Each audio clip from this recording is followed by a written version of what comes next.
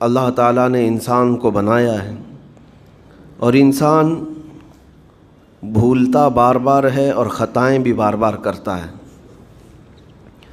خطا کرنے والا اور بھول جانے والا اللہ کی بارگاہ میں ایسا نہیں ہے کہ وہ ہمیشہ کے لیے ناکارہ ہے، بلکہ اللہ تعالیٰ نے اسے زندگی میں بار بار موقع دیے ہیں کہ تو اپنی خطاؤں سے اور اپنی بھول سے پھر سے دوبارہ اپنی اچھی زندگی میں آ جا، اور اسی کو ہم توبہ کہتے ہیں۔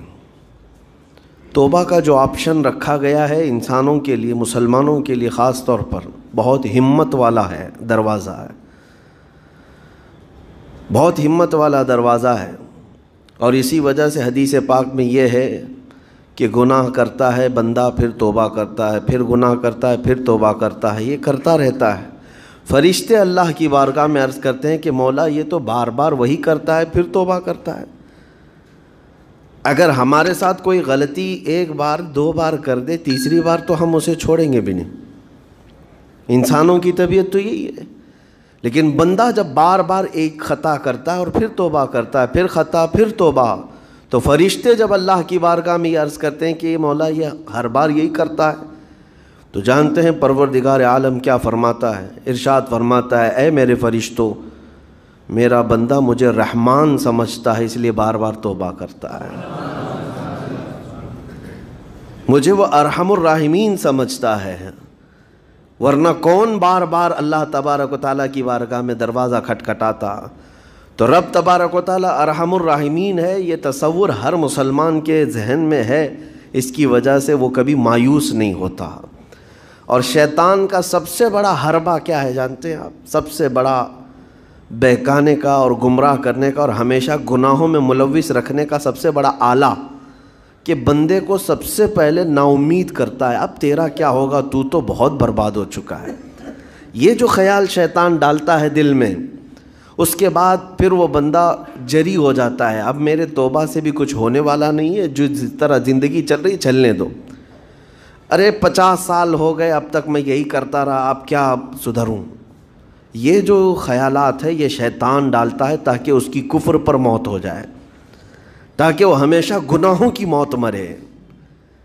نا امیدی جو ڈالتا ہے شیطان، اب میرے ساتھ کچھ ہونا نہیں ہے۔ نہیں میرے عزیزو، رحمت عالم صلی اللہ تعالیٰ علیہ وسلم کی بارگاہ میں کیسے کیسے لوگ آئے اور ارحم الراحمین نے ان کی توبہ قبول کی۔ آپ کو ایک بات میں بتاؤں، سیدنا عمر ابن خطاب رضی اللہ تعالیٰ عنہ کا دور ہے، مثنوی شریف میں مولانا روم فرماتے ہیں، جنت البقیع آپ نے سنا ہوگا، قبرستان مدینے کا، مدینے کے قبرستان میں رات کے وقت ایک بوڑھا آدمی 80 سال کا جو بانسری بجاتا تھا اور اسی سے پیسہ کماتا تھا، اس کی بانسری میں بڑی اچھی لے تھی، بڑی سر اچھی تھی، لوگ سنتے تھے اور پیسے دیتے تھے، لیکن بڑھاپے میں جب سانس پھولنے لگ جاتی ہے، ہانپنے لگ جاتا ہے، سانس نہیں ٹھہرتی، تو بانسری کیسے بجتی؟ اس کی لے ٹوٹ جاتی، لہجے بدل جاتے۔ بوڑھا آدمی، اب اس کی بانسری سننے کو کوئی آتا نہیں تھا اور پیسے ملتے نہیں تھے، تھک ہار کر کے وہ آیا، رات کا وقت تھا، جنت البقیع قبرستان میں، 80 سال کی عمر کا ہو گیا ہے، اس نے بانسری توڑ دی، کہا زندگی بھر جس چیز سے میں کماتا تھا اب میری سانسوں نے جواب دے دیا، جسم پھولنے لگا ہے، سانس زیادہ آنے لگ گئی ہے، اب میرا کھانا پینا کیسا چلے گا؟ خیر ارحم الراحمین ہوں تو تیرا ہی بندہ، میرے اہل و عیال نہیں، میرے رشتہ دار نہیں، مجھے اگر تو بھوکا مارنا ہے تو اسی قبرستان میں مار دے، یا اگر میری زندگی باقی ہے تو میرے رزق کا انتظام کر دے۔ وہ رو رہا تھا 80 سال کی عمر میں۔ جب بندہ لاچار و مجبور ہوتا ہے تو پروردگار کو ہی یاد کرتا ہے۔ جانتے ہیں عمر ابن خطاب رضی اللہ تعالیٰ عنہ امیر المومنین مسجد نبوی میں تھے اور ان کی آنکھ لگی تھی، خواب میں رسول پاک صلی اللہ تعالیٰ علیہ وسلم تشریف لائے، کہا عمر اللہ کا حکم ہے جنت البقیع میں جاؤ، ایک بھوکا آدمی کھڑا ہے، اپنے گھر سے کھانا لے جاؤ اور اس کی ضرورت کا انتظام کرو۔ نیند کھلی تو آپ نے دیکھا اللہ کے حبیب صلی اللہ علیہ وسلم کی طرف سے حکم آیا اور رب ذوالجلال کا حکم ہے. گھر سے عمدہ کھانا لیا, توشادان لے کر کے, کچھ مال و متاع بھی لے کر قبرستان میں گئے. ڈھونڈا کون ہے یہاں پر, تو دیکھا کہ ایک ہانپتا کانپتا ہوا 80 سال کا بوڑھا روتا ہوا نظر آیا. امیر المومنین اپنے ہاتھ میں توشادان لے کر اس کے قریب گئے. کہا تو بھوکا ہے؟ کہا ہاں بھوکا ہوں. بیٹھ چل میں تجھے کھلاتا ہوں. دسترخوان بچھا کر اسے اپنے ہاتھوں سے کھلایا اور اسے اپنی ضرورت کے مطابق جو ضروریات تھیں اس کی ضرورت کے مطابق وہ ساری چیزیں دی. وہ بوڑھا پوچھتا ہے آپ کون ہیں؟ حضرت عمر فاروق نے کہا میں عمر ابن خطاب ہوں. وہ ڈر گیا. حضرت عمر سے کون نہیں ڈرتا تھا کہ کہیں یہ کھلا پلا کر کے مجھے کوڑے نہ ماریں کہ زندگی بھر بانسری بجانے والا آج پکڑا گیا ہے, ہاں آج مجھے یہ سزا نہ دے دے. وہ کانپنے لگا. کہا کہ آپ یہاں کیسے؟ حضرت امیر المومنین کہتے ہیں میں خود نہیں آیا, مجھے اللہ کے رسول نے بھیجا اور رب تبارک و تعالیٰ کا حکم آیا تھا کہ تو بھوکا ہے اور تو نے رزق مانگا ہے اور مجھے تیرے رزق دے کر کے بھیجا گیا ہے. وہ چیخ مار کر کے گر پڑا زمین پر اور رونے لگا, اپنے ہاتھ پھیلا کر. کہا سچ فرمایا مولا تو ارحم الراحمین ہے. 80 سال تجھ سے دور بھاگتا رہا, ایک بار کیا تجھے میں نے پکارا, تو نے وقت کے امیر المومنین کو کھانا دے کر بھیج دیا. اللہ رب العزت کی بارگاہ میں نا امیدی اور مایوسی جو شیطان لاتا ہے اس سے بندے بھٹک جاتے ہیں, بہک جاتے ہیں, انہیں توبہ کی توفیق بھی نہیں ملتی. اسی لیے میرا مولا فرماتا انا عند ظنی عبدی بی. رب تعالیٰ فرماتا میرا بندہ میرے بارے میں جیسا گمان کرتا ہے میں اس کے ساتھ ویسا سلوک کرتا ہوں. تم کیا گمان کرتے ہو؟ وہ سخت پکڑ کرے گا, ابھی مار ڈالے گا. وہ غفار ہے, قہار ہے, جبار ہے, لیکن ساتھ میں وہ ستار بھی ہے, وہ رحمان بھی ہے, رحیم بھی ہے.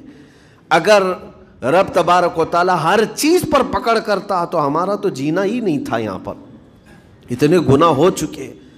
اور وہ رب تعالیٰ فرماتا وسعت رحمتی کل شیء, میری رحمت نے ہر چیز کو گھیر رکھا ہے. اللہ رب العزت بندوں کو معاف کرنے کا اظہار زیادہ فرماتا ہے. اور جانتے ہیں آپ گناہ جب عام ہوتے ہیں, میں آپ کو اپنے گھر کی بات بتا دوں. میرے گھر میں آپ 4 دن کے مہمان بن کر کے آئے ہیں. کبھی میری کھڑکی توڑ رہے ہیں, کبھی دروازہ توڑ رہے ہیں, کبھی ہمارے گھر کے برتن پٹک رہے ہیں, کبھی فرشی اکھاڑ رہے ہیں. کب تک برداشت کروں گا؟ آپ کو نکال کر باہر کر دیں گے. مہمان نہیں, یہ بلا ہو گئی ہے, گھر سارا اجاڑ رہا ہے. ایک چیز پر چھوڑ دیا جائے, 2 چیز پر چھوڑ دیا جائے, یہ انسانوں کی فطرت ہے, انسانوں کی فطرت. لیکن رب کائنات اپنی کائنات میں ہم بندوں کو اتارا ہے, ہم نے کیا نہیں بگاڑا اس, اپنے گناہوں سے اس کی زمین کو لال کر دیا. ہاں اس کی نافرمانی سے ہم نے اس کائنات کے رنگ کو بدل دیا.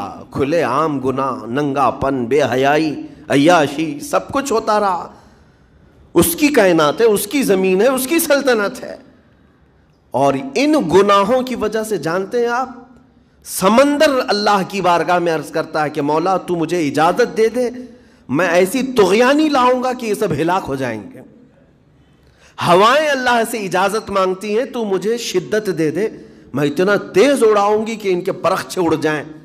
لیکن جانتے ہو اللہ کی طرف سے جواب کیا آتا ہے؟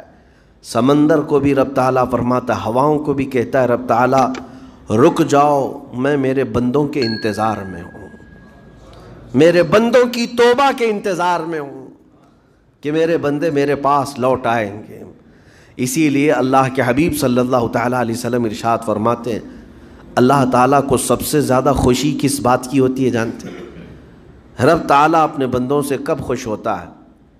مثال دے کر کے میرے آقا نے فرمایا, مثال دے کر سمجھایا.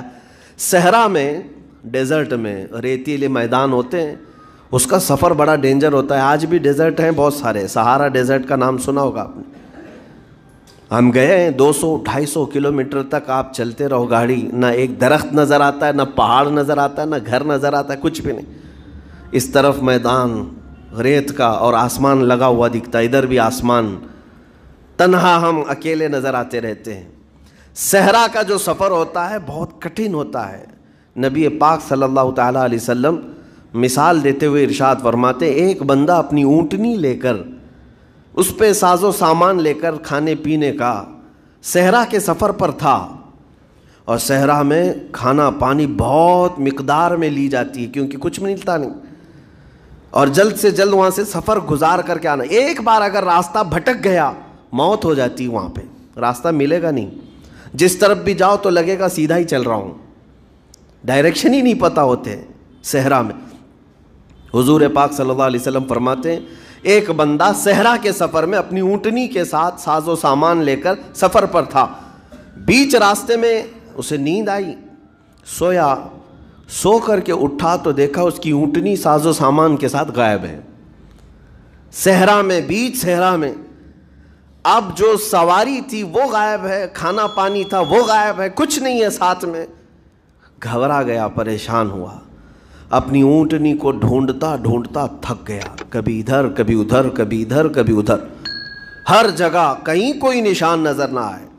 اور جب سواری نہیں ہے تو اب کئی 100 کلومیٹر کا بغیر کھانے پینے کے کیسے سفر کرتا؟ تھک ہار کر کے دوسرا دن ہو کہ تیسرا دن ہو، ایک جگہ وہ بندہ سو گیا، پھر سے سو گیا، اب راستہ بھی نہیں ملتا۔ سویا تو نیند سے اٹھا جب تو دیکھا اس کی اونٹنی بھی موجود ہے، اس کا ساز و سامان بھی ہے۔ یہ مثال ہے، یہ مثال ہے۔ میرے آقا صلی اللہ علیہ وسلم صحابہ سے اب پوچھتے ہیں، اے میرے صحابہ بتاؤ اس بندے کو جو صحرا میں گمشدہ اونٹنی جس کی مل جائے اسے خوشی کتنی ہوگی؟ صحابہ کہتے ہیں یا رسول اللہ اس کی تو جان میں جان آ گئی ہوگی، کیونکہ وہ جانتے تھے صحرا کا سفر کیا ہوتا ہے۔ کہا سب سے زیادہ اسے خوشی ہوگی کہ اس کا کھویا ہوا سامان مل گیا، کھوئی ہوئی سواری مل گئی۔ میرے آقا صلی اللہ علیہ وسلم فرماتے ہیں گم شدہ اونٹنی کے ملنے پر جیسے اس مسافر کو خوشی ہوئی، اس سے کئی زیادہ بڑھ کر کے رب تعالیٰ کو اس وقت خوشی ہوتی ہے جب ایک گنہگار بندہ واپس توبہ کر کے اس کی بارگاہ میں آتا ہے۔ رب تعالیٰ کی بارگاہ میں جب بندہ پلٹ کر کے آتا ہے، رب تعالیٰ فرشتوں پر اس بندے کو دکھا کر رشک کرتا ہے، ارشاد فرماتا ہے میرا بندہ میرے پاس آ گیا، میرا بندہ میرے پاس آ گیا ہے۔